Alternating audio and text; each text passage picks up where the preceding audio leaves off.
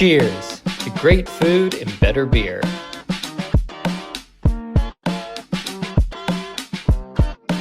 Enjoy AJ's fresh food with dine-in, carry-out, and delivery options.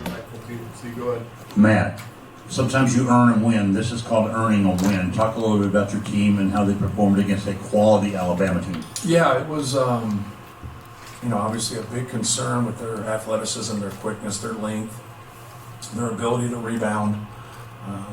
I've never been a part of a game like our game last year to where they make 13 threes in the first half and you're only down 2.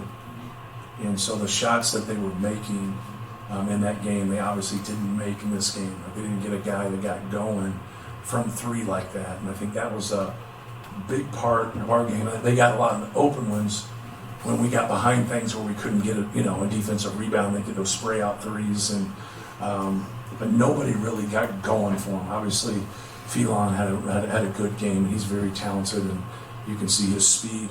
It's amazing he's only 17 years old. But they have a good team. They have a team that can win it all. So to be able to have that statement and be able to get the win in the fashion that we did, just proud of our guys. But we did better, like rebounding. We're not there yet, but we did better. I thought Cam Heide gave us a boost with his 8 rebounds, and when he got some basketballs, Miles got a really good rebound. I don't know how many he had, but he had 2. But he got a really tough one there late that we needed. So that was our concern, how dangerous of a team they can be, and they spread you out and shoot it, and then their athleticism to get on the glass.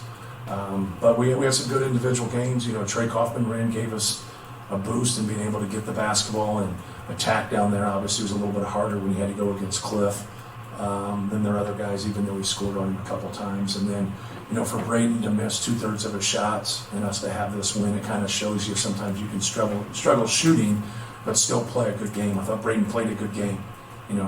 Just kind of dominated the basketball. And the stat that jumps out more than anything is the 3 turnovers. If you have 3 turnovers, no matter what else happens, you should win the game.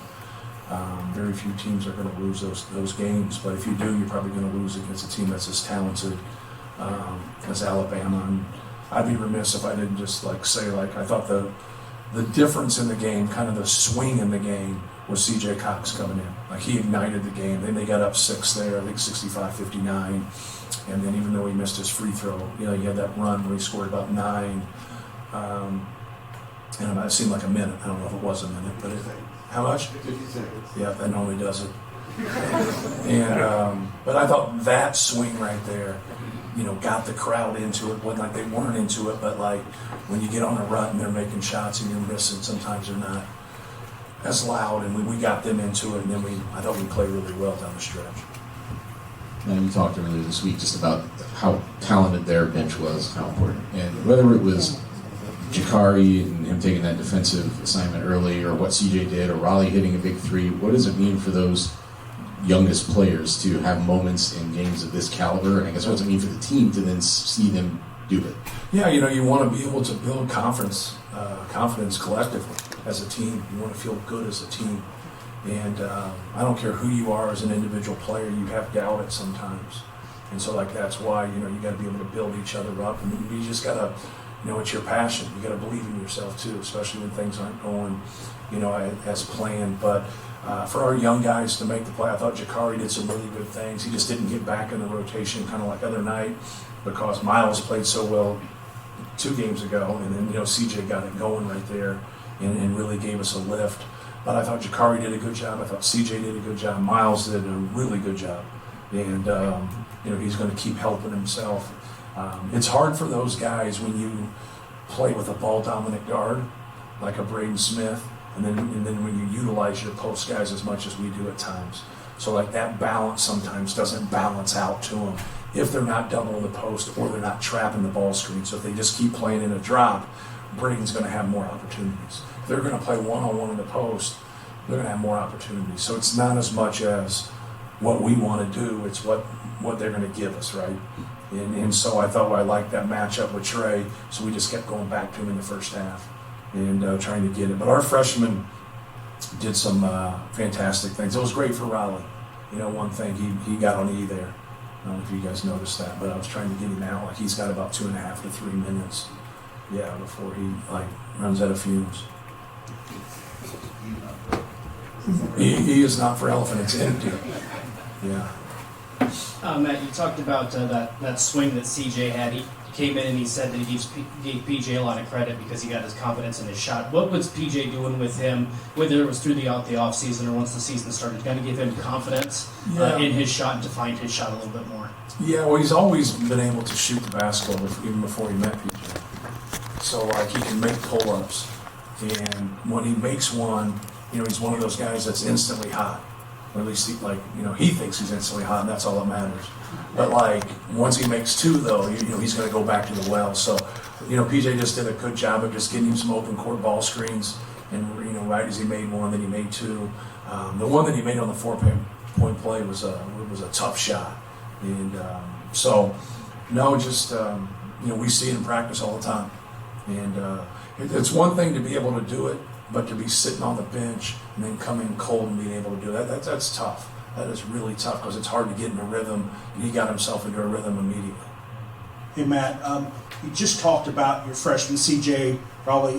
Talk about your philosophy. You played so many freshmen, so many big minutes, not afraid to play those guys. What's it like for you, philosophy-wise, to play these freshmen to know that they're going to succeed?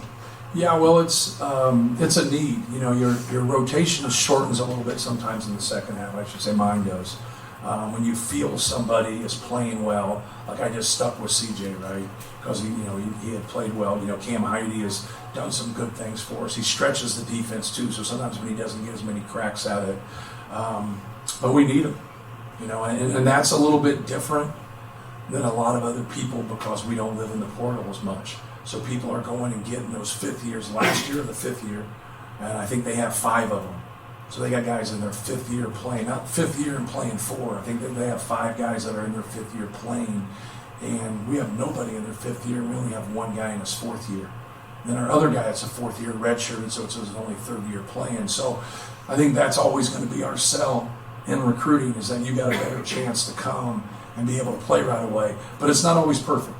We've had guys be MVP of the league and come off the bench as a freshman. And we've had guys start as freshmen, and then they don't start the next year. So, if you just be honest and keep it open competition, you get really competitive in practice, and you see a lot of growth. Coach, big over here. Thank you. Big win tonight. Just kind of how can a win like this give you momentum going forward?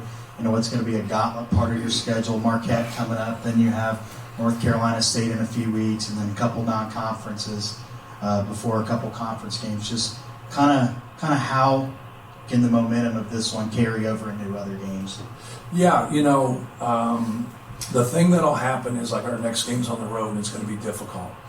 So it's just different on the road, and so that is why we play Creighton. That's why we played Arkansas before, because we don't want that to be our first road game. We want it to be our second road game, and the first one doesn't count. But the experiences count, and the lessons count. And that's what helps you more than anything, of understanding, we didn't play very well at Creighton.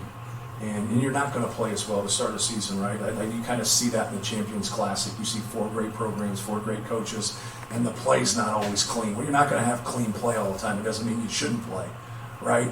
And so, now to be able to play somebody as good as Marquette on the court, on their home court, now you see where you are.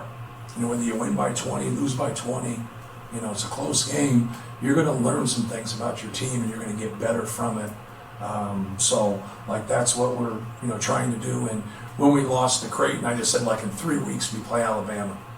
We got to be able to improve in those 3 weeks to give ourselves a chance. It doesn't guarantee you're going to win, but you got to give yourself a chance. And we took care of the basketball, and we fought them on the glass. We still had shortcomings, right? They were living in the paint. We got to do a better job of keeping the basketball out of the paint. But that's what you want. You want that. Even if we would have lost today, this game still would have helped us. That's hard to take, but it's true. Now, you said yesterday your bench had to be better than their bench, and they outscored you. Most of that is from Phylon getting to 18, but production-wise, from Caleb, Cam Heide on the boards, Miles' defense, do you feel like your defense did outperform, or your second unit, I guess? Yeah, that's probably a question for after film, when you watch things to see. Like I said before, I thought we had breakdowns, but we continued to play hard.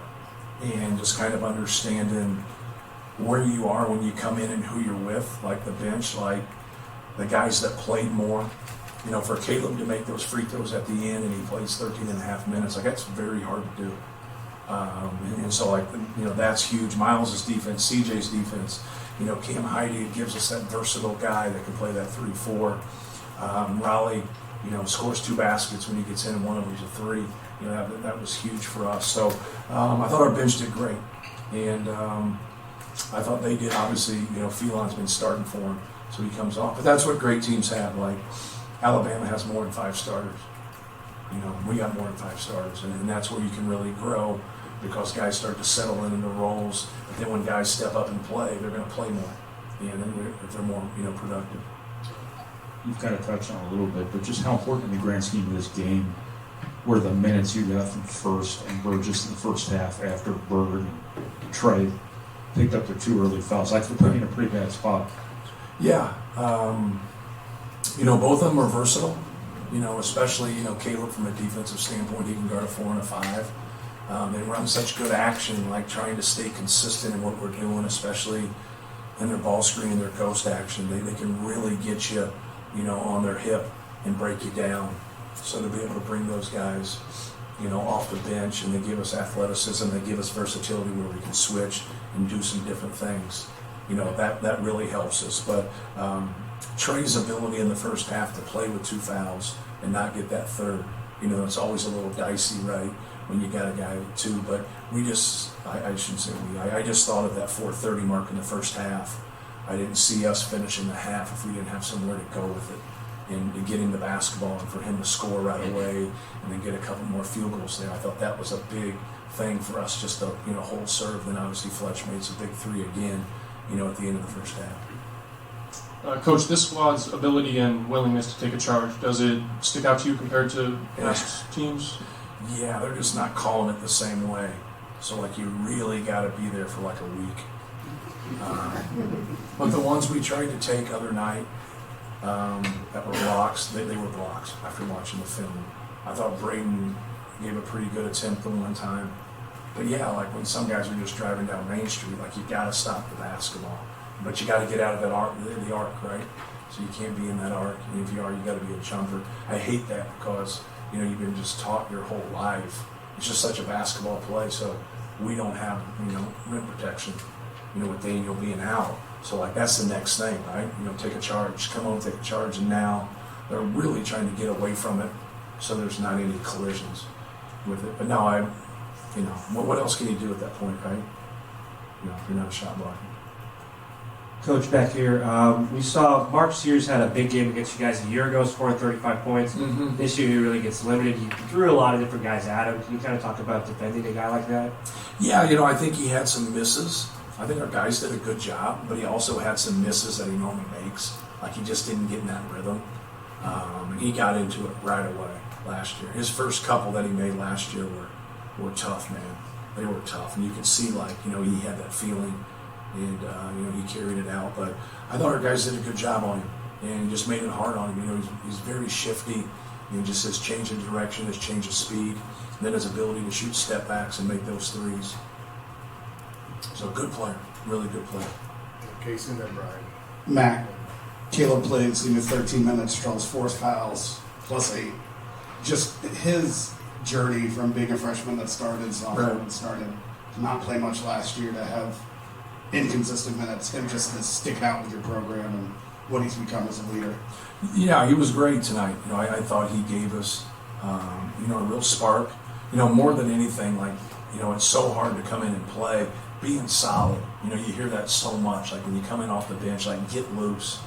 I used to always tell Coach Katie, he'd always be like, you know, don't shoot it the first time you touch it. Get a lather, and I'd say by the time I get a lather, you take me out. And so he never thought that was funny, just like you guys. But like, you know, it's hard. It's hard to play 3 or 4 minutes at a time. Don't have anything run for you, and just play that role. Like, you know what I mean, and play. But that's what wins. Like tonight, Miles Colvin doesn't take a shot, and he really helps us win the basketball game. You know, and then that's different for him because he's a shot maker.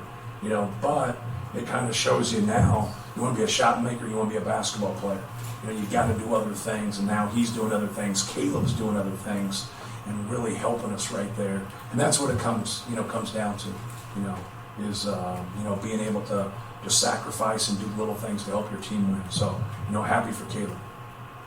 Coming back with Trey, 2000, the first half, same thing with Fletcher. Both of those situations Right. made pretty big differences in the games. How do you make that decision? Is it a feel for the game?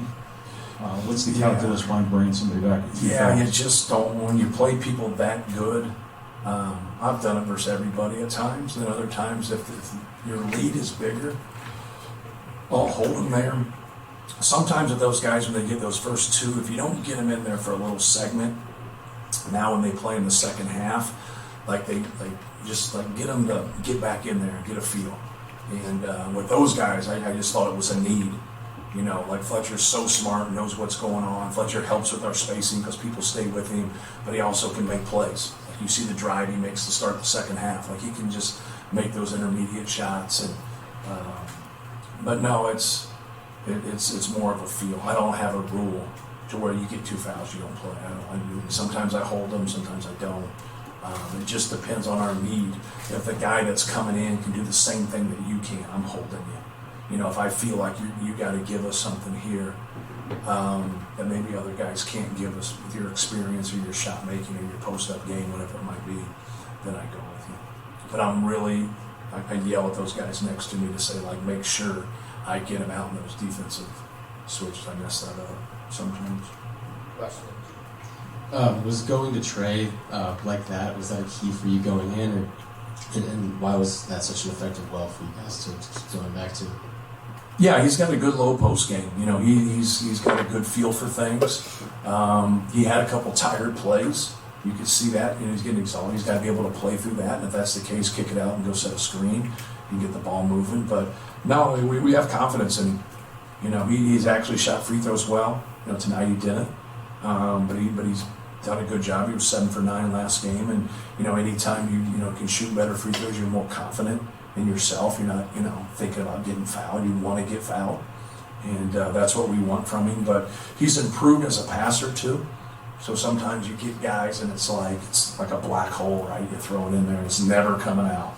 It's just going in and if those guys can really score, then great. But Zach really took off with his decision making. Travion was such a fabulous passer, and now that's something that he's added. He has 4 assists, 0 turnovers tonight, and that's great because if they take things away from him, now he can set somebody else up or at least get the ball moving. But Trey's a good player, man. He's waited his turn. He's worked really hard. He's put in a lot of time to be where he's at right now. Thank you. Thank you guys. Thanks. And Nick gave you a great shout out. What's Nick that? gave you a great shout out. Who's that? Oaks. Oh.